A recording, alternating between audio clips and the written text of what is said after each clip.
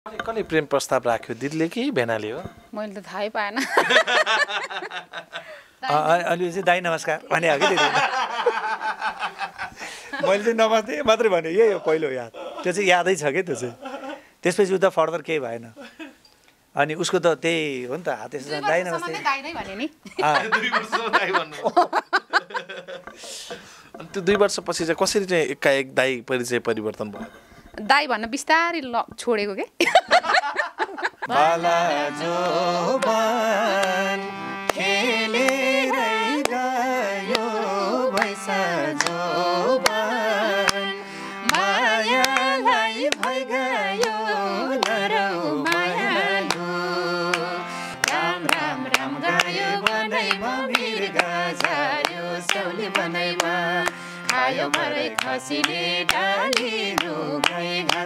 तिमी त शिलाको छोरी पो हुनुहुँदो रहेछ भनेर साथीहरूले भन्नुहुन्छ भन्नु?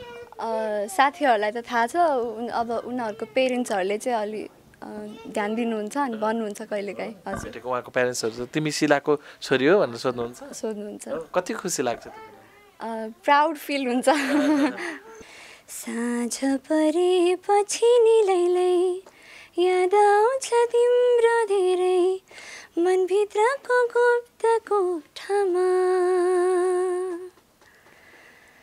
तिमी नै भन न म के गरौँ तिमी बिना। छ टन्नै घरमा त्यो मेरो सुनहरू होइन, म त्यति गहनाहरू त्यति लाउनलाई मलाई इच्छा हुँदैन, तर यसपालि उसले मलाई बनाएर ल्याइदिएको रहेछ, एकदमै धेरै धेरै धन्यवाद। अब म यसलाई चाहिँ लगाउँछु।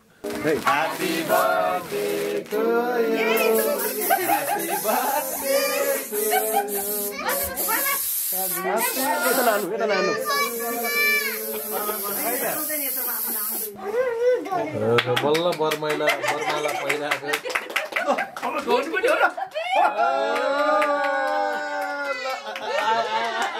वेब सर्फर घर घरमा फाइबर इन्टरनेट र TV service. Contact 015970222. For more details, visit www.websurfer.com.mp. Laure Rodhighar, गोङ्गोबुचो, काठमाडौँ। यहाँ चर्चित कलाकारहरू राजु परियार, कालिका रोक्का लगायतबाट मनोरञ्जन लिन सक्नुहुन्छ।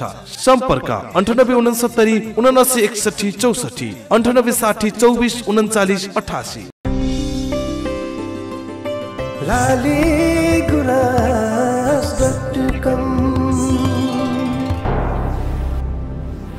सबै खबर सबैका लागि। नमस्कार, हार्दिक स्वागत छ लालीगुराँस.com मा। लालीगुराँस.com को साथमा म कमल सरगम छु। लालीगुराँस.com को आजको श्रृङ्खला तपाईहरूको रोजाइको व्यक्तिसँग छ। हामीले धेरै पटक दर्शकहरूको कमेन्टमा हेर्ने एउटा जोडीको अन्तर्वार्ता हेर्न चाहेका छौँ भन्नुभएको थियो, अझ एउटा परिवारको अन्तर्वार्ता हेर्न चाहेको छौँ भन्नुभएको थियो।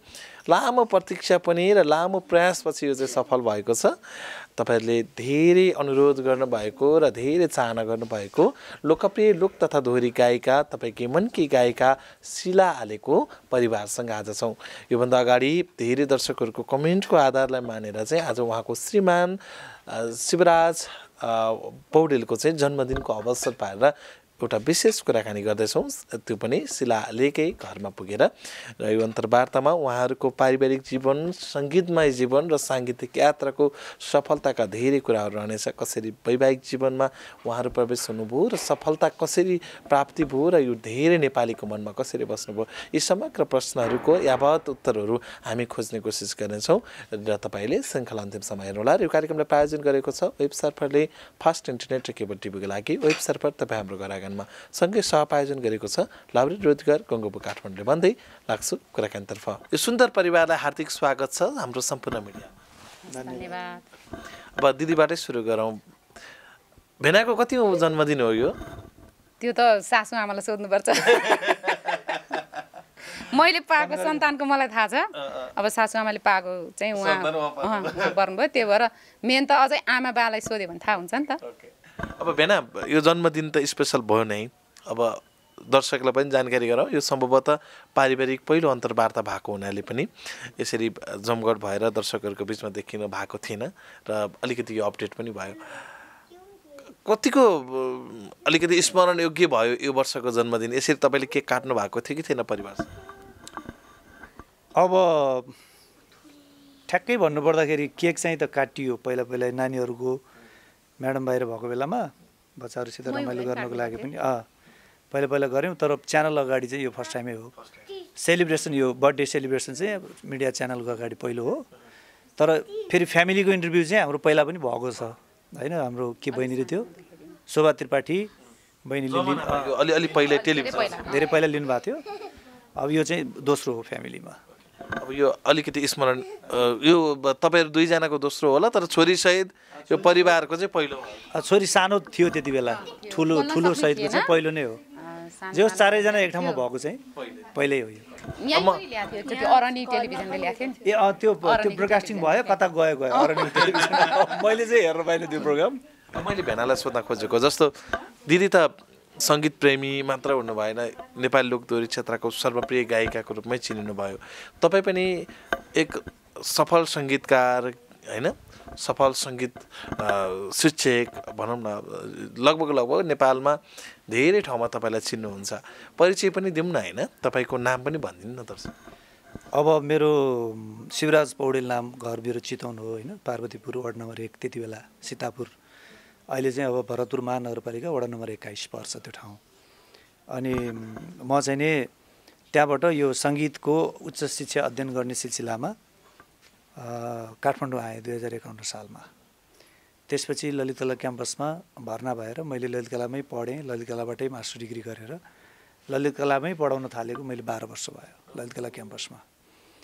अब त्यसको साथसाथै अब विभिन्न साङ्गीतिक कार्यक्रमहरू पनि पहिला दोहोरी साँझको एउटा व्यापक माहौल थियो 2057, 58, 60, 61 सालतिर।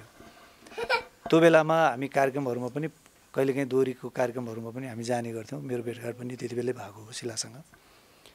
त्यसपछि त्यसको अलावा पनि म एउटा अर्को क्षेत्रमा पनि थिएँ। त्यो भनेको चाहिँ नि यो कल्चर लाइन हो।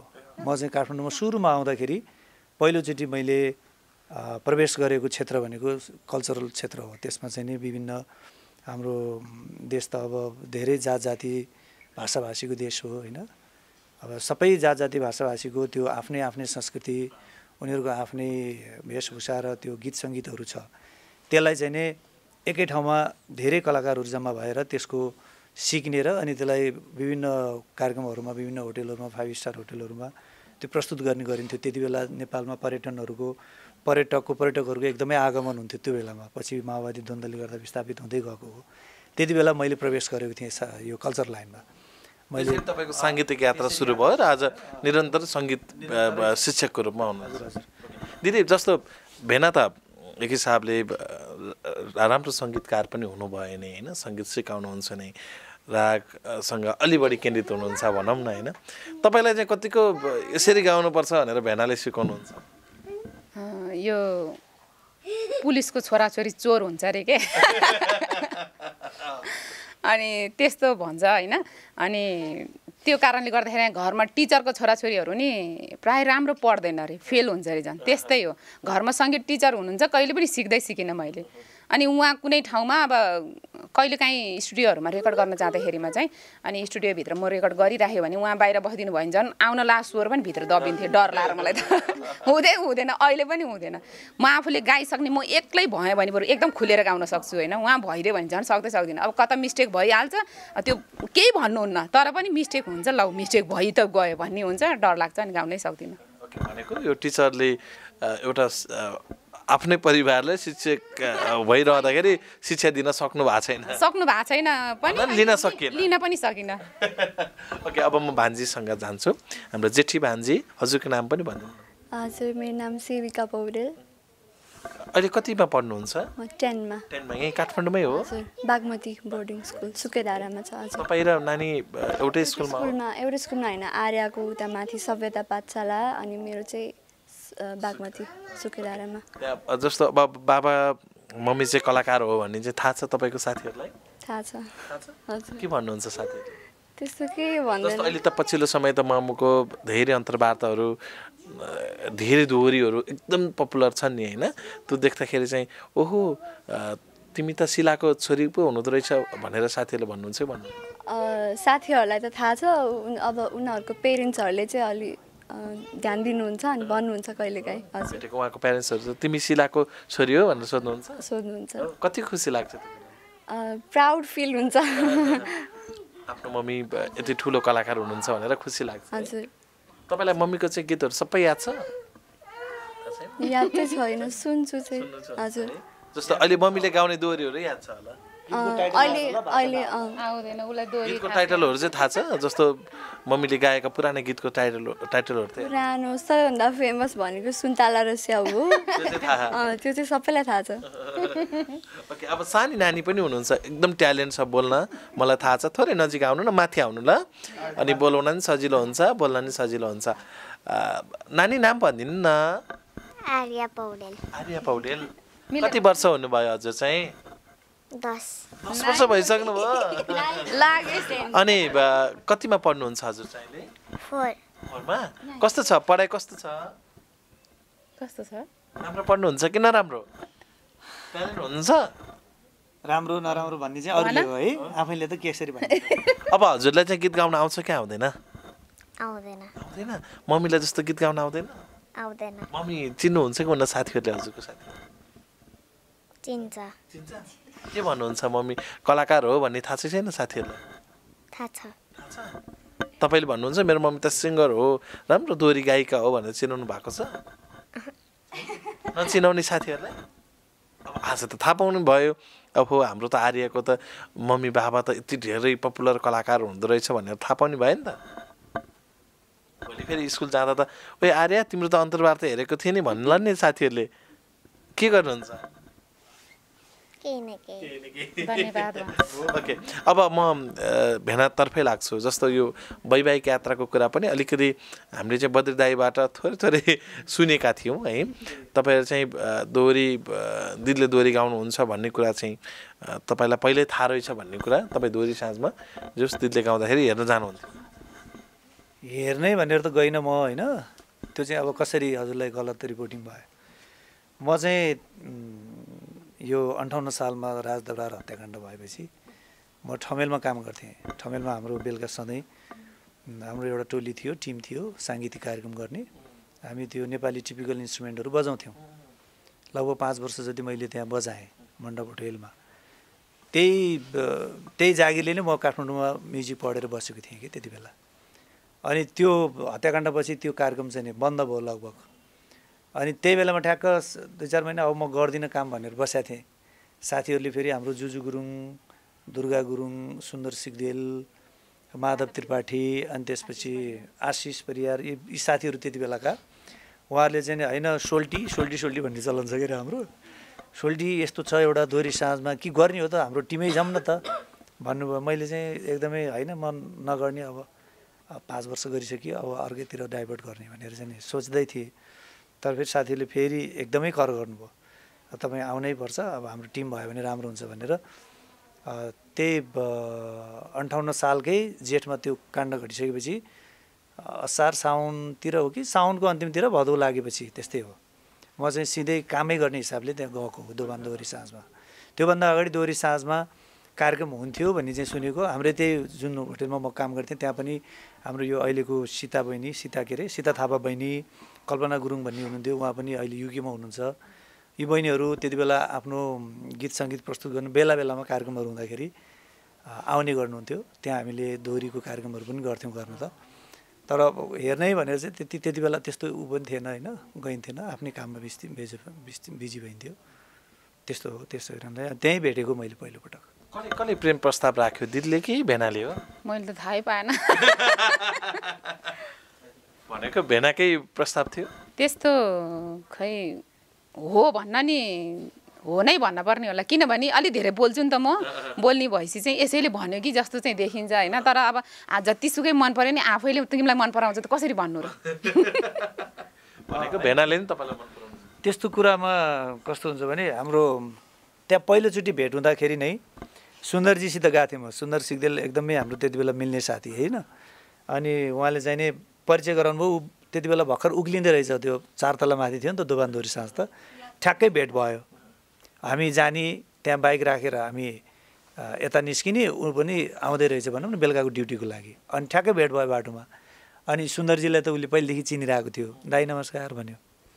मलाई त थाहा थिएन नि त होइन। अनि मैले पनि अनि सुन्दरजीले चाहिँ मेरो परिचय दिनुभयो। उहाँ चाहिँ शिवजी अब यही नै हाम्रो म्युजिक के अरे वाद्यवादन टोलीमा हार्मोनियमको लागि आउनुभएको भनेर भनेपछि तपाईँलाई नि दाइ भन्नुभयो होला। अलि चाहिँ दाइ नमस्कार भने हो कि मैले चाहिँ नमस्ते मात्रै भने यही हो पहिलो याद। त्यो चाहिँ यादै छ कि त्यो चाहिँ। त्यसपछि उता फर्दर केही भएन। अनि उसको त त्यही हो नि त, हात यसो दाइ नमस्ते। अनि त्यो 2 वर्षपछि चाहिँ कसरी चाहिँ एकाएक दाइ परिचय परिवर्तन भयो? दाइ भन्न बिस्तारै छोडेको के कता कता बिहे गर्दा पनि झुक्केर दाइ त भन्नु भएन? दाइ त भनेर भनेको त्यो एउटा पारिवारिक तौरबाट जोडिएको सम्बन्ध एउटा अर्को चाहिँ प्रिय पारिवारिक सम्बन्धको रूपमा तपाईँहरूको कायम भयो, प्रेम कायम भयो भनौँ न होइन। विवाहसम्म पुग्दाखेरि एकअर्काले चाहिँ कतिको बुझ्नुभयो? जस्तो भेना पनि सङ्गीतै पाठशालामा यति लामो समयदेखि अध्ययन गर्दै आउने र तपाईँ पनि सङ्गीतमै अध्ययन गरिराख्नु भएको एउटा विद्यार्थी र गायनमा पनि एउटा धेरैको तपाईँ पाठशाला बनिरहँदाखेरि यो कतिको कुराकानी मिल्ने या नमिल्ने, झगडा पर्ने चाहिँ कतिको हुन्थ्यो विवाह अगाडि? त्यस्तो त कहिले पनि भएन, किनभने फेरि हामी टिनेजरको पनि थिएनौँ नि त, सानो थिएनौँ, अब बुझ्ने नै थियौँ, व्यवहारिक थियौँ। घर परिवारबाट पनि व्यवहारमा अलिकति खारिएर आएको भन्नुपर्छ होइन। अनि घर परिवारबाट पनि व्यवहारमा बुझेको मान्छे। अब त्यहाँ काठमाडौँ आइसकेपछि कसरी बस्नुपर्छ, कसरी हिँड्नुपर्छ, अलिकति दुःख गरेर सङ्घर्ष गरेर अगाडि सरे भएको कारणले गर्दाखेरिमा त्यस्तो त झगडा त कहिले पनि भएन। जस्तो भयो त्यो एउटा पारिवारिक जमघटबाट भएको सम्बन्धले एउटा अलि प्रिय भयो भनौँ न। हजुर, मै कराउँथेँ होला धेरै, क्यार क्यार क्यार कराउनु नबोल्दैसी झगडै हुन्थेन होइन। कहिलेकाहीँ तपाईँले चाहिँ न्यु खोज्दाखेरि दिदीले त्यसलाई रियाक्सन अलिकति गलत रियाक्सन चाहिँ दिनुभएको छ छैन, छोडेर हिँड्छु भन्ने होइन। अब यस्तो हुन्छ जीवन, अब एकै ठाउँमा बस्दाखेरि अब जब धेरै भाँडा एक ठाउँ राखिन्छ एकअर्कामा ठोकिन्छ भने जस्तै होइन। त्यो प्राकृतिक एउटा गुणै हो। व्यक्ति सधैँभरि मनै परिरहन्छ भन्ने पनि हुँदैन। कहिलेकाहीँ सधैँ मन परिरहेको व्यक्तिको पनि कुनै अवस्था मन नपर्दो पनि हुन्छ। तर हामीले हेर्ने चाहिँ के हो त भन्दा गुणलाई लिने हो, अवगुणलाई छोड्ने हो। हरेक व्यक्तिमा गुण दोष हुन्छ। दोष वृत्तिलाई हामीले हेर्न थाल्यौँ भने दोषै मात्रै देखिन्छ। त्यसलाई त्यागेर अनि राम्रो पक्ष जे छ त्यसलाई ग्रहण गर्ने बित्तिकै सबै राम्रो हुन्छ। त्यस हुनाले नहुने भनेर म त्यस्तो ग्यारेन्टी चाहिँ मैले यहाँ भन्नु पनि मिल्दैन, किन हरेकको जीवनमा अलिअलि उतार चढाव आइहाल्छ। तर हाम्रो चाहिँ नि त्यो स्तरको त्यो उतार चढाव छैन। एकअर्कालाई बुझेरै हामी हिँड्नुपर्छ भन्ने नै छ होइन। तपाईँले अहिले भनेकै जस्तै त्यो एकदमै हुन्छ नि, अब झगडा गरेर यो त्यो भन्ने त्यस्तो छैन। अब सामान्य मिसअन्डरस्ट्यान्डिङ छ यदि भने पनि त्यसलाई चाहिँ संवादबाट नै टुङ्ग्याउनुपर्छ भनेर हामी चाहिँ संवादै गर्छौँ। जस्तो यो बिचमा तपाईँहरू दुईजनाको अलिकति बिछोड जस्तै भयो 4-5 वर्ष। मैले फेरि नकारात्मक रूपमा भन्न खोजिनँ, एउटा सम्बन्धगत रूपमा पनि दिदी अमेरिकामा बस्नु पऱ्यो, तपाईँ नेपालमा भान्जा भान्जी हेर्न पनि त्यो परिस्थिति बन्यो होइन। छोराछोरीलाई दुइटै छोरीहरूलाई पालन पोषणमा तपाईँ लाग्नुभयो। त्यो बेलामा चाहिँ जस्तो परिवारको मुख्य सदस्य खाना पकाउनुदेखि लिएर सम्पूर्ण रेखदेख गर्ने आफ्नो श्रीमती नै विदेशमा हुँदा चाहिँ कतिको याद आउने रहेछ होइन? यादको हिसाबले त अब पहिला चाहिँ चिठी पत्रको मात्रै भर हुन्थ्यो। अहिले त अब यो टेक्नोलोजीको जो एउटा हाइली डेभलप भएको अवस्थामा हामी त अब त्यो निरन्तर नै संवादमा भइरहन्थ्यौँ। एउटा त्यो कुरा भयो। दोस्रो कुरा यहाँ उसले सबै व्यवहारिक मिलाएरै गएको थियो। जस्तो दिदी हुनुहुन्थ्यो, मेरो ठुल दिदी भिनाजु सांसद हुनुहुन्थ्यो कपिल बस्ती क्षेत्र नम्बर 1बाट। हामीसँगै यहाँ हामी सँगै बसेका थियौँ एउटै परिवार। उहाँहरू फ्ल्याट लिएर बानेश्वरमा बसिसकेको थियो। पछि चाहिँ यसरी अब सिला बाहिर जाने भइसकेपछि हामी अब एकै ठाउँमा बसौँ भनेर मैले स्पेसल दिदी भिनाजुलाई अनुरोध गरेर उहाँहरूले त्यसलाई स्वीकार गरेर अनि त्यो तयारी नै फ्यामिलीको तयारी नै हो। त्यसरी नै आएर बस्नुभएको 2 वर्ष दिदी भिनाजु बस्नुभयो। त्यसपछि पनि फेरि भाइहरू फुर्सद हुँदाखेरि आउने भाइहरू यहाँ लामो समय बस्नुभयो होइन। त्यसैले मैले एक्लो महसुस गर्नै पाइनँ। अनि त्यो परिवारलाई अब यी बच्चाबच्चीहरूलाई यसो बाहिरबाट हेर्दाखेरि त कसरी यसले होइन अब श्रीमती बाहिर कसरी गऱ्यो होला र भन्ने चाहिँ पर्छ कि। तर यथार्थमा हाम्रो पारिवारिक सपोर्ट एकदमै राम्रो रहेको थियो। जस एउटा छोरा भए पनि एउटा छोरीको त्यो अझ भनौँ आमाको उत्तरदायित्व चाहिँ तपाईँले पुरा गर्नुभयो 4-5 त्यसमा चाहिँ त्यो प्रकृति त आइ नै हाल्छ। अब यिनीहरू मम्मी नहुने बित्तिकै बाबामा आश्रित भइहाल्छन्, अब बाबा नहुने बित्तिकै मम्मीमा आश्रित हुन्छन्, त्यो त स्वाभाविकै हो होइन। त्यस कारणले मलाई खासै त्यस्तो हुर्काउन यिनीहरूलाई यताउता यिनीहरूको टेक केयर गर्नको लागि गाह्रै परेन। प्रायः जसो त्यो ठुलो छोरी पनि एकदमै सानैदेखि ज्ञानी पनि थियो, उसले त 2 वर्ष जस्तो भयो पकाउन थालेको, मिठो उसले चाहिँ प्रसादहरू बनाउँछ होइन। सानोले पनि अस्ति त चिया पकाउनु सुरु गरिसक्यो। अब चाहिँ नि बिस्तारै उसलाई पनि रसोईतिर हामीले लैजानुपर्छ। अब म यही फेरिमा मैले पनि जोड्न चाहेको जस्तो नानीहरू भर्खरकै हुँदाहुँदै तपाईँ विदेश बस्नु पर्यो। अब त तपाईँ लगभग विदेशको यात्रालाई थोरै बिट मारे जस्तै, किनभने सायद जानी भएको भए यो 5-6 महिना तपाईँ नेपालमा बस्नुहुन्न थियो होला, जान्नुहुन्न, गइहाल्यो भने पनि एउटा साङ्गीतिक कार्यक्रमको लागि मात्र जानुहुन्छ होला जस्तो लाग्छ। त्यो बेलामा अब श्रीमान त आफ्नो प्रिय भइहाले, फोन बच्चाहरूको चाहिँ जस्तो न्यास्रा भन्ने हुन्छ नि, त्यो कतिको हुँदो रहेछ? त्यो त अब आमालाई आफूले 10 महिना कोखमा राखेर जन्माएर हुर्काएको बच्चाहरूलाई त्यस्तो नहुने त हुँदैन होइन। तर एकचोटि झन् म 6 महिना, सानो नानी 3 वर्षको मात्रै थियो, 6 महिना सुरुमा भिजा लागेपछि गएर 6 महिना बसेर फर्केर आउँदा यहीँ हो मैले सुटकेस राखेको। उसलाई त अब मम्मी फेरि जान्छ भन्ने भयो नि त। अनि सुटकेस खोलेर उसलाई मनपर्ने चिजहरू दिइराखेको थिएँ, यस्तो देखेँ। अनि छेउमै आएर हेरेको गर्छ। अनि एकछिनपछि के भन्छ मामु, अनि हजुर हाम्रै घर सुत्नु है आज त। हाम्रै घर सुत्नु है अब त भन्यो। त्यति बेला चाहिँ त्यो 3 वर्षको थियो नि त, बिचरा साह्रै सानो थियो। अब यहीँ बस्छु म, कहीँ जान्न भने। पछि यो अहिले 4.5 वर्ष बसेर आइसकेपछि चाहिँ त्यति बेला पनि आत्तियो। देखेर पनि नहुँदो रहेछ क्या, त्यो भिडियोमा त देखिराखेको नि त, सधैँ देख्ने हो नि त, बिहान बेलुकै देखेँ तर पनि आत्तिने रहेछ। त्यति बेला आउँदा नि अब 2टा बच्चाको बिचमा सुत्दाखेरिमा पनि ऊ त निदाउने कुरै छैन क्या। मलाई निन्द्रा लाएर कस्तो भइसक्यो, दुईटैले मसारेको ऊ त झन् हजुर साँच्चीकै हाम्रै मामु हो, उठेर नाचौँ म भन्छ गरे। 1 बजेसम्म साँच्चीकै हो भने मसारे हो किन चिमाट्नु न मलाई भनेको छ मसारे गरेर। यस्तो हो कि कमलजीको प्रश्नमा चाहिँ के एउटा सत्यता छ भने त्यो स्वभावतः हामीमा अलिकति पारिवारिक रूपमा एउटा विदेशमा अरू स्वदेशमा हुँदाखेरिको त्यो मानसिक तनाव हुनु स्वाभाविकै छ कि। तर त्यसलाई केले चाहिँ नि ओझेलमा पार्छ भने उद्देश्यले, लक्ष्यले होइन, म त यसको लागि आएको हो नि त, त्यसले चाहिँ नि त्यो चिजलाई दबाएर भए पनि ऊ त्यति बेला बाँचेको हुन्छ। तर पीडा चाहिँ हुन्छ नै, पीडा चाहिँ हुन्छ, साथमा भएको जस्तो आनन्द रमाइलो चाहिँ हुँदैन होइन। तर त्यो चिजलाई बाहिर आउन दियो भने त ऊ त त्यहाँ रहनै सक्दैन, भोलिपल्टै फर्किनु जस्तो भइहाल्छ। अनि त्यसलाई के गर्नुपर्छ, पीडालाई छोपेर अब राम्रोतिरलाई मात्रै ध्यान दिनुपर्छ। त्यही त, फर्केर आउँदा पनि अझै त्यो जुन मैले अहिले भनिराखेँ नि, त्यति बेला उसले जुन कुरा मलाई बोलिराख्यो नि, त्यति बेला म कसरी बसेँ होला। अहिले भर्खर यति वर्ष पछाडि ऊ भेट हुँदाखेरि त मलाई यस्तो भयो, यति धेरै पीडा भयो भर्खरको पहर त, यत्रो वर्ष मैले कसरी कटाएँ होला भन्ने चाहिँ लाग्थ्यो क्या। फेरि त्यति बेला पीडा त हुन्थ्यो, नहुने त हुँदै भएन। अझै फर्केर हेर्दाखेरि त्यति बेलाको पीडालाई अझै धेरै पीडा चाहिँ हुने रहेछ क्या झन्। भान्जीलाई जस्तो गीत पनि अलिकति मनपर्छ भन्ने कुरा अघि नै यो क्यामेरा रेकर्डभन्दा अगाडि पनि थाहा भयो। मतलब अब नेपाली गीतहरू र अनि इन्टरनेसनल गीतहरू, हिन्दी इङ्ग्लिस गीतहरू पनि सुन्नुहुन्छ। लोकगीत नै भन्ने तौरमा त भर्खरै बालबालिकामा पनि लोकगीतको फेरि जन्मिएको हो जस्तो लाग्छ। नत्र भने एक समय तपाईँहरू हुर्किँदाखेरि लोकगीत नसुन्ने भइसकेको थियो जस्तो लाग्छ नि दिदी। जस्तो भान्जीहरूको अब अहिले सानी भान्जीलाई बरु लोकगीतको त्यति ज्ञान होला, मतलब अहिले बच्चाहरूले लोकगीत गाएर, नत्र भने भान्जीको फेरिमा लोकगीतको त्यति पूर्णता छैन होला। हजुर त्यो चाहिँ हो। तपाईँलाई चाहिँ कस्तो खालको गीतहरूमा अलि बढी लगाव हुन्छ? सबै इमोसनल अनि फन टाइपको सबैमा हुन्छ, सबै थाहा हुन्छ तपाईँलाई। हिन्दी चाहिँ बेसरी मनपर्छ, हिन्दी गाउँछ पनि, बेसरी राम्रो गाउँछ हिन्दी। फेरि म एउटा नेपाली गीत गाउन लाउँछु, त्यसपछि हिन्दी पनि है। हजुरलाई नेपाली गीत चाहिँ कुन आउँछ? अब आउन त धेरै नै आउँछ, तर अहिले चाहिँ म साँझ परेपछि भन्ने गीत गाउँछु। साँझ परेपछि नि लैलै याद आउँछ तिम्रो धेरै, मनभित्रको गुप्त कोठामा। साँझ परेपछि नि लैलै याद आउँछ तिम्रो धेरै, मनभित्रको गुप्त कोठामा।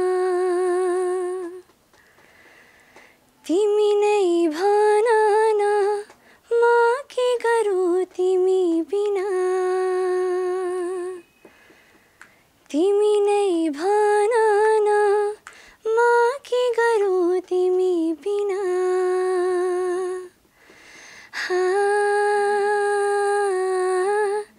तिमी नजिक आउन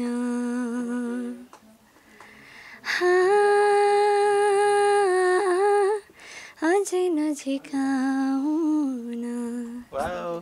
यति मिठो गीत गाउनु हुँदो रहेछ त। नानीलाई कुनै अब नेपालमा त अहिले त लिटिल च्याम्प्सहरू धेरै कार्यक्रमहरू पनि आएको छ, त्यतातिर चाहिँ ट्राई गर्नु भएन भएन? अहिले यो एससी नदिएसम्म, एससी अब यो 10 क्लासमा छ नि त, त्यस हुनाले उसलाई चाहिँ नि मैले खासै बाहिर एक्सपोज नगरेको। त्यसपछि हाम्रो यो एउटा पर्फेक्ट गायिका चाहिँ घरबाटै जन्मिँदैछ भनेर हामी ढुक्क भयो। मैले त्यसको चाहिँ नि उसको भित्र मैले त्यो भविष्य देखेको छु। अहिले पनि तपाईँहरूले सुनेर पनि सायद त्यो अन्दाज गर्नुभयो होला। अब यो एससी पछि चाहिँ उसलाई अलिकति केही गर्ने हाम्रो योजना छ। तपाईँलाई आफ्नो स्वर राम्रो लाग्छ कि छोरीको? मैले त एकचोटि के गीत हो, मैले उहाँलाई बाबालाई यस्तो सरस्वती वन्दना कुन गीत पठाइदिनु न भने होइन, पठाइदिनु भएको थियो। अनि सुने कसको गाएको सुन्नु पठाइदिनु भयो। छोरीले गाएको चाहिँ पठाउनु न भनेको उसैले गाएको हो कि भन्नुभयो। फेरि दोहोऱ्याएर सुन्छु, हो जस्तै लाग्दैन मलाई। अब सानो स्वर सुनेको के अरे होइन, हो जस्तै लाग्दैन। फेरि सुन्छु, राम्रो लाग्छ, फेरि हो जस्तै लाग्दैन। अनि मलाई चाहिँ मन पर्यो त्यति बेलादेखि कि। अनि गाउन सक्ने खुबी चाहिँ छ, उसको गला पनि छ भन्ने चाहिँ मलाई त्यति बेलादेखिको लाग्यो। अब अहिले जे होस्, ऊ बाबासँग सिक्ने मौका पाएकै छैन अझै। फेरि मौका पाएको छैन, सुनेको भरमा यति छ भने भोलि मौका पाएर सिक्यो भने राम्रै हुन्छ होला जस्तो लाग्छ। तपाईँले घरमा एउटा विद्यार्थी ललित कला क्याम्पसमा पनि लाँदै हुनुहुन्छ।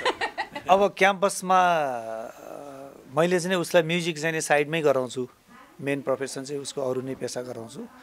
म्युजिकलाई चाहिँ उसको इन्टरटेनको मात्रै प्रोफेसन नै लाँदाखेरि हाम्रो नेपालको परिप्रेक्ष्यमा अझै पनि सङ्गीतबाटै जीविकोपार्जन गर्नको लागि धेरै, किनभने त्यो दुईवटा गीत गाएर हराउने भन्ने उसबाट जानु भएन।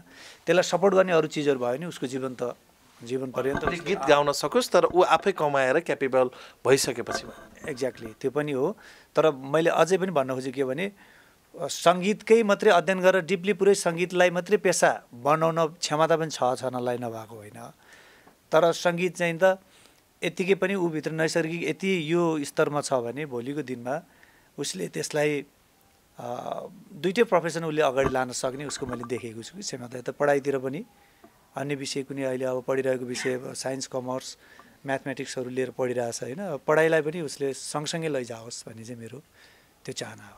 अब म यहाँ जस्तो गीतका कुरा अघि नै आइहाल्यो, म अलिकति थोरै यो पारिवारिक जीवनमा अर्को एउटा सुखद पाइलाको कुरा गर्न मन लाग्यो। जस्तो यो घर परिवारको एउटा सुखद पाइला चाहिँ कहाँ जोडिन्छ अरे भने जब जीवनमा विवाह सङ्घर्षको पाइलामा पर्ने कुरा हो र घर पनि सङ्घर्षको पाइलामै पर्ने हो। तर घर बनिसकेपछि जति पनि दुःख पनि भुलिन्छ अरे, आफ्नै घर छँदैछ, भाडा तिर्नु पर्दैन भन्ने एउटा परिस्थिति चाहिँ बन्छ। यो निर्माण गर्नका लागि तपाईँको बढी मेहनत रह्यो कि दिदीको बढी मेहनत रह्यो? दुवैको साथमै थियो। अब सबै कुराहरू त्यसमा अब एउटजनाको मैले मात्रै गरेको भन्ने नै हुँदैन। यसमा सबै परिवारको सपोर्ट रहेको छ। बुवा, आमा, इष्टमित्र, दुवै पक्षका पारिवारिक सबैको साथ सहयोगबाट नै बनेको हो। यो अलिकति कोही बढी खट्यो होला, कोही कम खट्यो होला, आफ्नो ज्ञान बुद्धि विवेक अनुसार होइन, तर सबैको सहयोग। दिदी अब जस्तो कलाकारिताबाट कलाकारले राम्रोसँग गीत गाउन सक्यो भने चाहिँ या राम्रो व्यावसायिक तरिकाले कलाकारिता टिक्न सक्यो भने, टिकाउन सक्यो भने चाहिँ काठमाडौँमा आनन्दले बस्न सक्ने परिस्थिति चाहिँ बन्छ भन्ने एउटा उदाहरण तपाईँ पनि हुनुहुन्छ। त्यसमा आनन्दले बस्न होइन, घर बनाउनु मात्रै सकेर भएन नि त। त्यो घरमा अब बस्न त सक्यौँ, भोलिको दिनमा सधैँभरि अब घरबाट आउने जति बेला हाम्रो जुन समयमा आउँथ्यो त्यत्तिकै बाहिरबाट आउने चिजहरू निरन्तरतामा आय स्रोतहरू त हुन्छ नि, तर त्यो त सधैँभरि हुँदैन नि त। घर मात्रै भएर भएन नि, पछिसम्मको लागि कसरी टिक्नुपर्छ भन्ने त अब एउटा घरले मात्रै त हुँदैन। त्यो चाहिँ अब तर वासस्थान चाहिँ आवश्यकताको एउटा प्रत्याभूति भयो भने जे होस्, घर त छ नि भन्ने चाहिँ हुन्छ। घर भयो भने चाहिँ, तर घर बनिसकेपछि झन् खर्च बढ्छ भन्छ। धेरै नि त्यो त हो नि। बरु ट्याक्सी चढ्न फाइदा आफूले कार किन्न भन्दा त क्या। एक खालको चाहिँ त्यो अनुभव एकमुष्ट लगानी जान्छ। त्यो लगानी त त्यो गएर एक खालको त्यहाँ त डम्पिङै भइहाल्छ नि त। अब इँटा ढुङ्गा लगेर चाहिँ बेचेर म खान्छु भन्नु पाइएन होइन। त्यस हुनाले त्यो धेरै पैसा एकैचोटि लगानी गर्नुपर्ने हुनाले त्यसले एकातिर सुखद अनुभूति पनि दिएको छ भने अर्कोतिर अब धेरै पैसा गएर त्यसमा चाहिँ जम्मा भएको हुनाले त्यसले चाहिँ सङ्घर्ष पनि उत्तिकै हुन्छ कि। त्यस हुनाले हामीले एउटा पाएको सफलताको साथसाथमा अर्को ठुलो एउटा केही न केही दुःखले पनि त्यहाँ टल्ल परेर हेरेर हुन्छ कति बेला तँलाई फेरि कप्प खाउँला भनेर भन्छ क्या मान्छेले। त्यस हुनाले यो साथसाथै आउँछ दुःख सुख भन्ने कुरा होइन, एक सिक्काको दुई पाटा जस्तै हो। अब यो जीवनमा अघि नै भनिहालेँ एउटा सफलता छँदैछ। मैले अर्को कुरा गीतमा तपाईँको जुन लगाव छ भेनाको चाहिँ प्रत्यक्ष गायनमा लगाव भयो कि भएन? बिचमा गीतहरू गाउनु भयो कि भएन रेकर्ड? होइन, उहाँले गाउने भन्दा पनि धेरै अब अर्कोतिर अलि धेरै बिजी भयो, सिकाउनेतिरै बिजी भयो, टिचिङ गर्नेतिरै भयो होइन। गीत गाउनु भएको छ, उहाँको गीतहरू पनि थुप्रै छ। तर अब क्लासिकल गाउने मान्छेलाई मैले अझ दोहोरी पनि गाइदिनु भनेर दोहोरी नि गाउनु भएको थुप्रै एल्बम छ, दोहोरी गीतको एल्बम पनि छ होइन। दोहोरी साँझमा काम गरे भएको कारणले गर्दाखेरि त्यति बेला अलिअलि दोहोरी पनि गाउनुहुन्थ्यो। आजभोलि त बिर्सिनु भयो होला होइन। तर होइन, उहाँको क्लासिकल गाउनुहुन्छ, छोरीले आधुनिक गाउँछ। म त सधैँभरि मैले गाइरहेको त मेरो त किन सुन्न पर्यो र? होइन, एउटा तपाईँलाई मनपर्ने अब श्रीमतीकै गीत भयो नि गाइदिनु, नत्र भने एउटा क्लासिकल गीत छ नि हजुरकै गाइदिनु। हजुरकै गीत गाउनु न। के गाउनु हो? मेरो त वाद्ययन्त्र त्यता छ, वाद्ययन्त्र त्यता छ। अब आवाजले गाइदिनु न, मिठो मिठो आवाज छ भन्ने कुरा चाहिँ मैले बुझेको छु। अब मैले एउटा एल्बम ललित कला क्याम्पसमा पढाउँदै गर्दा हाम्रो प्राध्यापक डाक्टर लय मैनाली, उहाँको बुवा ठाकुर प्रसाद मैनालीज्यू जो उपकुलपति पनि हुनुभयो, निकै वरिष्ठ चित्रकार मूर्तिकार हुनुहुन्छ, उहाँको एउटा भजनलाई मैले आफ्नै सङ्गीत र स्वर दिएको थिएँ। मसित वाद्ययन्त्र पनि छ, सायद साउन्ड अझ मिठो हुन्छ होला।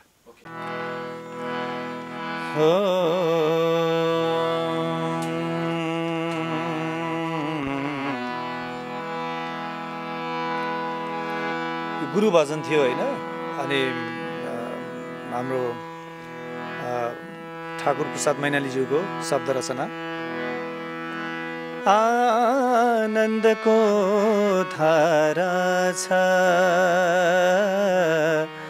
गुरु भक्तिमा, आनन्दको धारा छ गुरु भक्तिमा, शान्तिको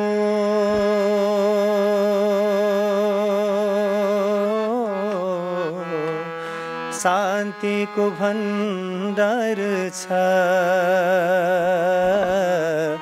गुरु भक्तिमा, शान्तिको भण्डार छ गुरु भक्तिमा, आनन्दको धारा छ गुरु भक्तिमा। आनन्दको भण्डार छ गुरु भक्तिमा, आनन्दको धारा छ गुरु भक्तिमा, शान्तिको भण्डार छ गुरु भक्तिमा। बाला जोबान खेलेरै गयो भैसा जोबान, मायालाई भइगयो नरौ मायालु। बाला जोबान खेलेरै गयो भैसा जोबान, मायालाई भइगयो नरौ मायालु।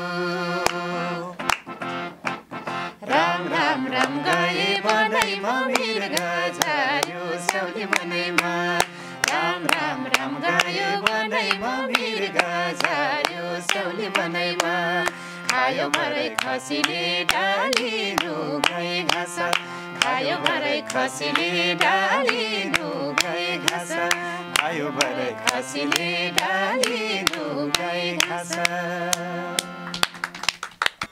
किनभने अब यसले यो भजनको सार चाहिँ ठ्याक्कै भन्नुपर्दाखेरि उहाँको भावअनुसार चाहिँ उहाँको भावलाई उहाँ चाहिँ एउटा अब मान्छेलाई अलिकति उमेरले जीवनको परिपक्वतातिर लाँदै गर्दाखेरि उहाँहरूले सार असार सत्य असत्य केमा चाहिँ मैले जीवन बिताएर के चाहिँ सत्य रहेछ र केमा मैले आफ्नो जीवन चाहिँ नि बिताउनु पर्ने थियो भन्ने कुरा केलाउन थाल्छ अरे कि मान्छेले। किन भन्दा जीवन छँदाखेरि त उसले सबै कुराहरू गर्ने हो भनेर हिँडिरहेको हुन्छ नि त। यो पनि पाउँछु त्यो पनि पाउँछु यो पनि लिन्छु एउटा लोभ पनि हुन्छ होइन, हरेक कुराहरू हुन्छ। तर ती सबै कुराहरू प्राप्त गरिसकेपछिको अवस्थामा खोइ त मेरो अवस्थाभित्र मनमा त उस्तै छ त फेरि अझै पनि। अनि त्यति बेला उसले जीवनको सार असार खोज्न थाल्छ। अनि त्यो बेलामा ऊ पाउँदैन केही पनि त्यसको उत्तर अनि गुरुको खोजीमा ऊ हिँड्छ होइन। लगभग आध्यात्मिक भइसक्नु भयो होला है। अब त्यस्तो त होइन, तर मलाई एउटा खोजी हो, त्यो त एउटा अनुसन्धान हो होइन। जीवनमा सबै कुराहरूको अनुसन्धान गर्नुपर्छ, खोजी गर्नुपर्छ। जीवन एउटा प्रयोगशाला हो, त्यहाँभित्र हेर्नुपर्छ सबै कुराहरूलाई। हामीले आफ्नो अनुभवमा उतारेर मैले यसबाट के पाएँ त, के चाहिँ नि गर्नुपर्ने थियो, के चाहिँ भयो त भन्ने कुराको एउटा आफ्नो मनलाई निरीक्षण गरिरहनुपर्छ। त्यो गर्नको लागि हामीले यतिकै मनोमुखी तरिकाले अर्काले गरेको देखासिखी गरेर सुनेर गरेर हुँदैन। उचित एउटा गाइडलाइन हामीले लिनैपर्छ। त्यस हुनाले म पनि मैले विगत 7-8 वर्ष 10 वर्षदेखि लगभग आध्यात्मिक एउटा साधना पनि गर्छु। किनभने शास्त्रीय सङ्गीत अटोमेटिकली एउटा साधनापरक सङ्गीत भएको हुनाले पनि हामीलाई त्यतातिर आकर्षण गर्छ नै। अब म अर्को अलिकति महत्त्वपूर्ण क्वेसन, यो चाहिँ मलाई चित्त बुझेको पनि मन परेको पनि। जस्तो तपाईँहरूको वैवाहिक यात्रा इन्टरकास्ट भन्ने त धेरैलाई थाहा नै छ। शिला दिदी आले भएको हिसाबले र अब भेनाको अर्को थर त अघि नै आइहाल्यो। र एउटा इन्टरकास्टलाई जुन बेलामा जुन समयमा तपाईँहरूले प्रेमको झाँगिँदै गरेको त्यो समय भनौँ न, तपाईँले इन्टरकास्टलाई विवाहको यात्रामा सुरु गर्नुभयो, लानुभयो होइन। तर त्यो बेलामा चाहिँ जब यो जातीय द्वन्द्व, जातीय विभेदको अलि बढी खाडेल थियो, तपाईँले कसरी चाहिँ यसलाई तोड्न सक्नुभयो भेना? मैले भेनालाई नै सोध्न खोजेँ यो, किनभने त्यो बेलामा अहिले जस्तो परिस्थिति थिएन, इन्टरकास्ट बिहे गर्न पनि फरक पर्दैन भन्ने परिस्थिति थिएन। तैपनि आज आम नेपालीको बिचमा तपाईँहरू चाहिँ यसरी मिलेर अगाडि बढिराख्नु भएको छ, समाजलाई मिलाउन सक्नु भएको छ, परिवारलाई मिलाउन सक्नु भएको छ, माइती घर सबैलाई मिलाउन सक्नु भएको छ। यस्तो छ, अब केही कुराहरू प्राप्त गर्नको लागि केही कुराहरू गुमाउनै पर्छ। अब त्यो बेलामा मैले हाम्रो पारिवारिक सम्बन्ध जोडिरहँदाखेरि के चाहिँ गुमाएँ त भनेर केलाउनु पर्दाखेरि मैले एकैछिनको लागि मातापितालाई पीडा हुनु स्वाभाविकै हो। किनभने त्यो खालको परिवेशमा उहाँहरू रहनु भएको थियो, हामी थियौँ। तर युवा अवस्थामा आइसकेपछि हामीले केही कुराहरूलाई आफूलाई मन परेको चिजप्रति अलि एकरूपना त्यो उमेरको कारणले पनि अनि एउटा त्यो एउटा शरीरमा आउने शारीरिक एउटा परिवर्तनको कारणले पनि व्यक्तिमा एकरूपन अथवा म यो हासिल गरेरै छोड्छु, म यो गरेरै छोड्छु भन्ने एउटा दृढता हुन्छ। हेर्नुहोस्, त्यो बेलामा धेरै ठुलो गल्ती पनि गर्छ मान्छेले अनि धेरै ठुला उपलब्धिहरू पनि गर्छ मान्छेले। यदि त्यो सही मार्गमा गएको रहेनछ भने ऊ पछुताउँछ जीवनभर। त्यो निर्णय सही रहेछ भने ऊ जीवनभर त्यसबाट प्रसन्नता प्राप्त गर्छ। त्यस हुनाले आज 17-18 वर्ष व्यतीत भइरहँदाखेरि मैले त्यति बेला गरेको निर्णय अहिले पछिल्लो पटक हेर्दाखेरि त्यति बेला पनि नराम्रो भन्ने केही पनि थिएन, सिवाय मातापितालाई एउटा मनमा नगरेको भए हुन्थ्यो भन्ने एउटा स्वाभाविकै हो। त्यसलाई मैले सामान्य रूपमै लिएको छु। तर त्यसपछिको यताका दिनहरूमा हामीले कहिले पनि यो विषयमा हाम्रो सामुन्य, अब पछाडि कसले के भन्नुहुन्छ त्यो त मलाई थाहा छैन होइन, तर सामुन्य आएर कसैले पनि तिमीहरूले यस्तो गर्नु नहुन्थ्यो, गर्यौ, गल्ती गर्यौ भनेर कसैले भन्नुभएको छैन। किनभने त्यो हाम्रो व्यवहारमा पनि डिपेन्ड गर्छ क्या। हामीले त्यो विषयलाई अरूप्रति कसरी प्रस्तुत गर्छौँ भन्ने कुराले एकदमै ठुलो मायने राख्छ। यदि हामीले यस समय तपाईँले समाजलाई चाहिँ भुल्नुपर्ने परिस्थिति बन्यो भनौँ न, समाजसँग थोरै टाढिने त्यस्तो पनि भएन, के पनि भएन। मलाई मेरो माताजीले पनि आशीर्वादै दिनुभएको, उहाँ आउन नसक्यो भने ल म आउन सकिनँ होइन, तिमीलाई मेरो फोनबाटै तिमीलाई आशीर्वाद छ भन्नुभएकै हो। पिताजीले पनि पहिल्यै भन्नुभएको हो होइन। अनि मेरो मातापिता लगायत बाँकी अन्य सम्पूर्ण पारिवारिक सदस्यहरू त विवाहमा समावेशै हुनुहुन्थ्यो होइन, उता दुवै पक्षबाट हुनुहुन्थ्यो। त्यस हुनाले उहाँहरूको एक खालको विरोध भए पनि विरोधमा समर्थन दिएको जस्तो मलाई माया प्रेम चाहिँ रह्यो। माया प्रेम, किनभने मातापितालाई अब छोराछोरीको खुसी नै ठुलो कुरा हुन्छ नि त। उहाँहरूले बरु आफ्नो खुसीलाई तिलाञ्जली दिएर भए पनि बच्चाहरूको खुसीलाई यो के गरिन् त भन्ने सेन्समा पक्कै पनि जानुभयो होला भन्ने हामीलाई लाग्छ अहिले। किनभने नत्र आशीर्वाद मातापिताको त्यसै पाइँदैन नि त होइन। त्यो आशीर्वाद उहाँले दिइसकेपछि मलाई माताजीले स्वीकार्नु भएछ भन्ने लागेको थियो। अब भेनाले जुन हिसाबले भन्नुभयो तपाईँले पनि यो कुरालाई अघिल्लो केही अन्तर्वार्ताहरूमा पनि मेरो विवाह इन्टरकास्ट हो, म मगरको छोरी तर म ब्राह्मण वर्गमा प्रवेश भएँ र पनि मैले पाउनुपर्ने सबैभन्दा बढी माया श्रीमानबाट पाएँ भन्ने त अरूबाट भनिराख्नु भएको अन्तर्वार्ताहरूमा छँदैछ नै। तपाईँ आफैलाई चाहिँ असहज अप्ठ्यारोपन त कहिले भएन यो जीवनमा भेनाको यात्रामा भनौँ न, भेनासँग सहयात्रा गर्दाखेरि? त्यस्तो खै कहिले पनि भएन। अब दुईतिर कम्पेयर गर्न भनौँ भने कि दुईवटा बिहा गर्नु पऱ्यो होइन, यतातिर यता भन्नुलाई सुरुमा प्रवेश गर्दादेखिको अहिलेसम्म कुनै पनि व्यवहार चेन्ज भएको छैन, त्यसले गर्दा अप्ठ्यारो भएको पनि छैन। भेनासँग कतिको ठट्यौली चल्छ तपाईँहरूको? मैले धेरै बोल्छु त्यस्तो त। तपाईँको ठट्टाहरू बुझ्नुहुन्छ? बुझ्नुहुन्छ, कहिले चुप्पै लाएर बसिहाल्ला नि हाँस्नुहुन्छ त्यही बोलेर। भनेको तपाईँले यसो भेना रिसाउनु भयो भने ठट्टा गरिहाल्नुहुन्छ होइन? केही कुराले उहाँ टेन्सन छिटो छिटो छिटो रिसाउने मान्छे छिटो फकिन्छ हाँसिहाल्छु पनि। नानीले चाहिँ मामुको गाली कतिको खानु परेको छ पहिला बच्चा हुँदा? गाली मात्रै होइन, पिटाइ नि खाए। त्यो त सबैले खाइहाल्छिन्छ नि। अब त्यो त मामुलाई थाहा होला, मलाई त खासै याद छैन, सानो थिएँ, मामुलाई थाहा छ। भनेको नानीले थाहा पाउने गरी त पिट्नु भएको छैन बच्चामा त? बदमास गऱ्यो भने त पिट्ने, अहिले पनि पिट्ने, ठुलो नि सानो। अहिले नि खान्छ? होइन अहिले त खाएको छैन, तर बदमास गऱ्यो भने त पिट्ने। सानले खान्छ होला अहिले? सानैले नि खाए। ल भन त खाएन एकचोटि? पिटाइ खाएको छैन। त्यस्तो बोल्नु आज सानीको अर्कै आवाज आएछ। अनि हजुरलाई चाहिँ मामु बाबाको त्यो एउटा एक खालको माया त छ नै होइन? अनि मामु नेपालमै बस्नुपर्छ भन्ने चाहिँ भएको छ कि छैन तपाईँलाई? म अमेरिका जाने कि यहीँ बस्ने? यहीँ बस्ने। फेरि जाने र त मामु त? नजाने। गयो भने जानु दिने कि नदिने? नदिने। त्यति धेरै माया लाग्छ हजुरलाई? लाग्छ। कसको बढी लाग्छ? दुवैजनाको। दिदीको नि? दिदीको नि लाग्छ। दिदीले पिटे गर्छ, लाग्दैन होला? दिदीले नि पिट्दैन। भनेपछि बहिनीले पिट्छ? पिटाइ खान्छ? सहन्छ त आफूले? अब म ठुलो मान्छे सहनु परिहाल्छ। जेठी हुनु पनि दुर्भाग्य रहेछ है। जिम्मेवारी बढी हुन्छ। कहिले काहीँ जस्तो नानीले जेठीले अब कान्छीले अब सबैको दाजुभाइ छ होइन, अब काकाको ठुलबाउको पनि दाजुभाइ होला, छोराहरू होलान्। अब हाम्रो चाहिँ भाइटिका खल्लो भयो, छोरा चाहियो या भाइ चाहियो भनेर चाहिँ कतिको अनुरोध गर्छन्?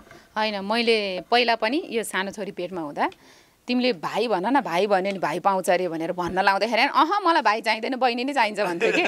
अहिले पनि अब एउटा भाइ बहिनी पाएँ, अब भाइ पाइदिउँ भने पाए बहिनी पाउनु, नत्र पुग्यो भन्छ, उनीहरूलाई चाहिँदैन अरे भाइ। भनेको यो परिवारमा एक हिसाबले सबै कुराको मेलमिलाप छ। हजुर हजुर एकदमै। अब गीत थोरै त सुन्नु पर्यो दिदी भइसकेपछि, तपाईँले अलिक पहिला मेरोमा भन्दा उहाँको गीत सुन्नुभयो, मेरो त जति बेला नि सुनिराखेकै त हो नि। म त दोहोरी अब दुईजना हुनु पऱ्यो होइन, दोहोरीमा उहाँले गाइदिनु हुन्न, नगाएपछि छोरीले आफैले सिकाएर कि गाउन लाउनु। पहिला त गाउनुहुन्थ्यो दोहोरी? त्यति बेला चाहिँ सम्झिराखेको टुक्काहरू गाउनुहुन्थ्यो होला। त्यो दोहोरी साँझमा दोहोरी गायकगायिकाहरूको सङ्गतमा रहिरहँदाखेरि त्यो टुक्काहरू त अब जहिले पनि दोहोरिरहेको हुन्छ नि त, कतिपय टुक्काहरू त होइन।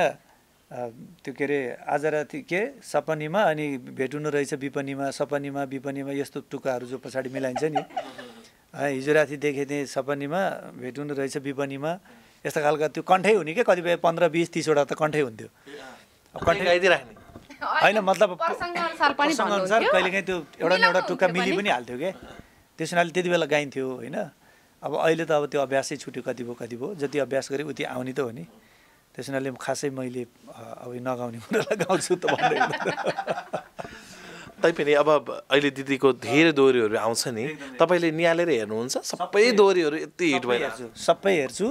मलाई चाहिँ अब यो कस्तो भन्दाखेरि एउटा अब हजुरहरूले सोधि पनि हाल्नुभयो, प्रसङ्ग उठाउनु भयो, त्यो हामीले जो आइकन राख्छौँ नि, टाइटल राख्दाखेरि कतिपय अवस्थामा अब यो बाध्यता पनि होला हजुरहरूको अथवा मिडिया च्यानलहरूको कि मान्छेको भ्युवर्स बढोस्, मान्छेको चाहिँ कमेन्टहरू आओस्, मान्छेले खोलेर हेरोस्, ताकि त्यसबाट जो लक्ष्य राखेर त्यो गरिएको छ, जो खर्च हामीले गरिएको छ त्यसमा केही होस् भन्ने हजुरको त्यो चाहना पनि हुन सक्ला। तर त्यहाँ राख्दाखेरि टाइटलले कमसेकम हाम्रो देशको चाहिँ संस्कार संस्कृति, व्यक्तिगत चाहिँ चरित्र अनि व्यक्तिको चाहिँ उसको चाहिँ जीवन परिवारसित मिल्ने कुराहरूलाई अलिकति अप्ठ्यारो नपर्ने खालको टाइटलहरू राख्नु भने कतिपय व्यक्तिले त टाइटलले मात्रै हेरेर त्यसलाई इग्नोर गर्छ नि त। त्यसैले त्यहाँनिर चाहिँ अलिकति मलाई चित्त दुख्छ। नत्र अरू त रही पनि फेरि दोहोरी मिठो लाग्छ, त्यहाँभित्र चाहिँ एउटा हुन्छ बाहिर अर्कै हुन्छ होइन। बाहिरको आइकनले चाहिँ नि टाइटलले चाहिँ त्यो अर्कै मेसेज दिइरहेको हुन्छ कि त्यसमा त्यो कुराहरूले मलाई अलिकति त्यो चाहिँ खासै त्यति राम्रो लाग्दैन। तर भित्र गइसकेपछि त्यो पाउँदैन, फेरि त्यो शीर्षकै हुँदैन, त्यसलाई भए पनि मोडिफाई गरेर राखेको हुन्छ। त्यस हुनाले ती कुराहरूलाई अलिकति ख्याल गर्नुभयो भने पक्कै पनि अरू त अब त्यो त हाम्रो आफ्नो विदेशतिर हामीले कुनै गिटार अथवा चाहिँ अन्य सङ्गीतहरू, ड्रम सेट अथवा अन्य पाश्चात्य सङ्गीतहरूलाई लिएर हामीले प्रस्तुत गऱ्यौँ भने त्यो कहिले पनि हाम्रो हुन सक्दैन। हाम्रो सङ्गीत भनेको त हाम्रो आफ्नै माटो सुहाउँदो सङ्गीत नै हो नि। त्यसैले हामी नेपाली भएको हुनाले नेपालको संस्कार संस्कृति, नेपालको सङ्गीत, विशेष गरी लोक सङ्गीतलाई नै हामीले चाहिँ प्राथमिकता दिनुपर्छ, यही सुन्नुपर्छ, यसकै प्रचार प्रसार गर्नुपर्छ, यसैमै लाग्नुपर्छ भन्ने नै मेरो पनि मान्यता छ। नानु, अब हजुर चाहिँ मामु त राम्रै गायिका भइहाल्नुभयो होइन। तपाईँलाई जस्तो अब गायिका त बाबाले अघि पनि भनिसक्नुभयो, एउटा केही हिसाबले राम्रो गरिसकेपछि मात्र गायिका बनाउँछु या अलि सक्षम भइसकेपछि त्यो सेकेन्डरी अब एउटा रहर मात्र पुरा गर्नका लागि कलाकारितामा प्रवेश गराउँछु भन्नुभयो। तपाईँ त्यो बाहेकको केही त्यस्तो भन्ने सोच बनाउनु भएको छ? मलाई सिङ्गिङ बाहेक अब हबिज भन्दाले अब त्यस्तै डान्सिङ अनि आर्टहरूमा अलि बढी इन्ट्रेस्ट छ, त्यो हबिजहरूमा। अनि डिजाइनिङहरू भनेको तपाईँ एउटा कुनै राम्रो आर्ट बन्नुहुन्छ, आर्ट गर्ने व्यक्ति चाहिँ बन्नुहुन्छ पछि? त्यस्तो राम्रो त होइन, जस आफूलाई सेटिस्फ्याक्सन टाइपको हुने आर्ट चाहिँ छ। अनि डान्सिङमा पनि अलि इन्ट्रेस्ट छ मेरो, त्यही हो। मम्मीको फोटो बनाउनु भएको छैन अहिलेसम्म? त्यस्तो मान्छे नै बनाउने त होइन, अब पेन्टिङहरू अलि त्यो सिनेरी नेचरहरूको बारेमा त्यो बनाउने चाहिँ अलि छ। सिकिरहनु भएको छ? हजुर, सिकिरहेको छु। सजिलो हुन्छ? अब सजिलो भन्दा नि कलर कम्बिनेसन थाहा हुनु पऱ्यो सबैभन्दा पहिला चाहिँ, के कलर गर्दा के कलर राख्दा राम्रो हुन्छ भनेर। अनि त्यति थाहा भएपछि त अब आर्ट त अब आफ्नै दिमागमा जे आउँछ त्यो बनायो भने नि राम्रै हुन्छ। अब आज धेरै कुराहरू आयो दिदी। अब लगभग नानीले पनि गीत गाएको त्यो आवाजले अब भोलि भविष्यमा शिलालेको एउटा बिट थाम्ने चाहिँ छोरी नै हुनुहुन्छ भन्ने परिस्थिति बनिहाल्यो। भेना त्यति राम्रो गाउनु हुँदो रहेछ, सकभर भेनालाई पनि निरन्तरता दिनका लागि तपाईँले पहल गर्नुभयो भने त्यसको अर्को निरन्तरता पक्कै होला। र तपाईँको चाहिँ चाहना, बाबु नानीको त एउटा सफलता छँदैछ भोलिको सोच, तपाईँको चाहिँ के छ त्यस्तो चाहना, नानी यो भन्दै हुन्थ्यो भन्ने? मलाई एउटा इच्छा चाहिँ के थियो भने म आफू पहिला एकदमै स्टाफ नर्स बन्ने रहर थियो होइन। स्टाफ नर्स बन्न सकिनँ, मेरो छोरी चाहिँ अब नर्स नभने डक्टरसम्म बन्दै हुन्थ्यो, यदि डक्टर सकेन भने नर्स भने नि बन्दै हुन्थ्यो भन्ने चाहिँ लाग्थ्यो। तर त्यो त्यतिर जाँदैन। जान्छ कि जान्छौ भनेको आज त्यो कुरा पनि नानीले अर्कै बनाइदिइहाल्यो। खै अब सङ्गीततिर त छँदैछ, त्यो त छँदैछ, तर पनि आफ्नो मेन पेसा भनेको चाहिँ त्यतातिर हस्पिटल लाइनमा गए हुन्थ्यो भन्ने चाहिँ मेरो थियो। अब जाँदैन जान्छ। नानीले केही त्यस्तो लक्षण देख्नु भएको छ के? अब हजुर नर्स बन्ने हो भनेको अब तपाईँ हुन्छ मात्रै भन्नुहुन्छ, भोलि फेरि बनाइदिनु भने।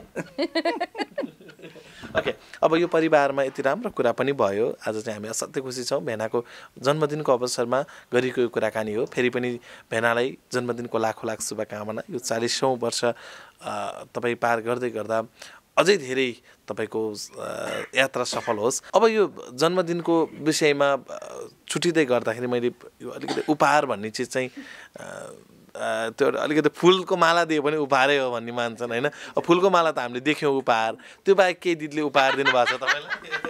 होइन, अब यस्तो छ, यो मलाई थाहा थिएन, यिनीहरूले सबैले गोप्य राखेर छन् होइन। अनि हाम्रो गाउँतिर एउटा चलन छ क्या, देउरानी र जेठानी बिहान उठेर चाँडै उठेर चाहिँ दैलो पोतो गर्नुपर्ने, कुचो लाउनु पर्ने, पुछ्नुपर्ने होइन। अनि अब जेठानी चाहिँ नि गाउँमै बसेको अलिकति निम्सरो आर्थिक स्रोत भएको होइन, देउरानी चाहिँ सहरमा बसेको अलिकति यसो लाउने खाने खालको होइन। अनि दुवैजना चाडबाडमा घर जाँदाखेरि त अनि कुरा मिल्दैन, अनि कसले धेरै गहना लायो कसको धेरै गहना भन्ने एउटा देखाउने चलन छ नि त, हुन्छ नि प्रायः त्यस्तो मान्छेको मानसिकता हुन्छ क्या। त्यसमा अनि देउरानीले चाहिँ नि के अरे जेठानीको चाहिँ नि सानसानो चुरा रहेछ कि बाला होइन देउरानीको चाहिँ नि, अनि जेठानीले चाहिँ नि त्यो अलि देउरानी आएपछि अब देउरानीले गर्छ भन्ने भयो नि त, अनि त्यो आफ्नो बाला देखाउनको लागि सुनका बालाहरू टन्न लाएर गएको त्यो देखाउनको लागि कुच्चो कता छ भनेर ठोक्दै चाहिँ नि देउरानी जेठानीलाई सोधेर कि देउरानीले अब बिचरा जेठानीको त सानो एउटा औँठी रहेछ कान्छेउला लाग्यो होइन, त्यहाँ छ भनेर चाहिँ त्यो औँठी देखाउँदै औँठीले त्यता कुना छ भनेर चाहिँ देखाउँथ्यो अरे कि होइन, उसको चाहिँ सुन त्यही एउटा त्यस्तै आज चाहिँ मलाई यहाँ औँठी भिराइदिएको छ। तपाईँले त्यसरी देखाउन नै खोज्नु भने कि लुकाएर अघिदेखि त्यो हात तलको तल भयो होइन। यो अब कस्तो भन्दाखेरि म प्रायः जस्तो 6 टन्नै घरमा त्यो मेरो सुनहरू होइन, म त्यति गहनाहरू त्यति लाउनलाई मलाई इच्छा हुँदैन, तर यसपालि उसले मलाई बनाएर ल्याइदिएको रहेछ, एकदमै धेरै धेरै धन्यवाद। अब म यसलाई चाहिँ लगाउँछु। श्रीमतीको उपहार होइन, माया भनेर एक्ज्याक्टली। हुन्छ, थ्याङ्क यू सो मच दिदी, यो महत्त्वपूर्ण समय अनि भेनालाई पनि र भान्जीहरू दुवैजनालाई हामीलाई बाँडिदिनु भयो र आम दर्शकलाई यति सुन्दर परिवारमा यति मिलेको परिवारमा यति धेरै चाहिँ सद्भावहरू छ भन्ने कुरा पनि थाहा भयो। एउटा संस्कारको कुरा अघि पनि भेनाले भन्नुभयो, मान्छेमा परिवारमा जब संस्कार हुन्छ त्यो परिवार धनले होइन संस्कारले माथि पुग्छ भन्ने त्यो उदाहरण हजुरले दिनुभयो र आज धेरै कुराहरू सिक्ने मौका पनि पायौँ। हजुरहरूलाई धेरै धेरै धन्यवाद। तपाईँहरू पनि आएर हाम्रो यस्तो पहिलोपटक पुरै परिवारलाई राखेर घरमै आएर तपाईँले जो दुःख गर्नुभयो र आम दर्शक श्रोता समक्ष हाम्रो के थियो त पारिवारिक जीवन कस्तो थियो त, धेरै दर्शक श्रोताहरूले मैले हेर्थेँ कमेन्टमा पनि उहाँले चाहिरहनु भएको थियो, सायद आशमा लाग्छ उहाँहरूको त्यो इच्छा पुरा भयो होला आज भन्ने। र यसरी आएर तपाईँहरूले यो हाम्रो केही पारिवारिक हाम्रो यथार्थतालाई दर्शक श्रोता समक्ष पुर्याइदिनु भएकोमा हामीले एकदम कोटी कोटी धन्यवाद व्यक्त गर्दछौँ। Om Happy birthday to you. Happy birthday to you. Happy birthday to you.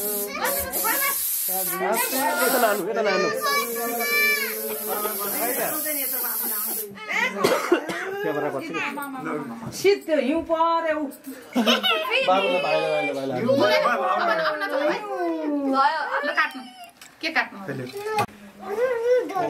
बल्ल बर्माला पहिला